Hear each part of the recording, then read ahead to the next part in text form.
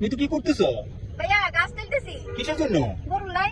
গরুর লাই ঘাস তুলতে 300 ফিটে আইছো? ও আরে পূর্বাচলে যে ঘাস রে ভাই, এই ঘাস যদি নোয়াখালী লই যায় ট্রাকো করে গরুরে খাবে শেষ করতে পারতেন না। এত ঘাস। তোমার গরু কয়টা? ভাই গরু কান ন গরু মাছ রে নিবে চা। আদুর বেসন লাগে এত দূরে আইনি কোথায় কোনি এত বড় ঘাস? আরে ভাই কোন কি আর সাইড ব্যাগ আছে না, সাইড ব্যাগে ঢুকাইলে ও সাইড ব্যাগে ঢুকে ঘাস নিবে দেখছো কি জ্ঞান? ঘুরে ঘুরে হইলো আবার এতন ঘাস দেখে লোক সামলাইতে পারে নাই। সাইড ব্যাগে করে ঘাস নিয়ে আবার গ্রামে ঘাসের ঘাস দেখছেন নি? ওয়াল্লাহ রে এত বুদ্ধি লে ঘুমাও কেমনে? ভাই একটা ঘুমাই নাই তো যাক না তাই। ও এই কারণে তো আমি কি ঘুমাই না কা? হ্যাঁ সত্যি যাক না তাই। কোন কথা আছে এই ঘাস কি নেট তো সুন্দর বুঝছিনি। এই আর লাভ সামলাইতে পারি। লোক সামলাইতে পারো না, না এত লোক সামলাইতে পারি না। কই না লইয়ে যাই।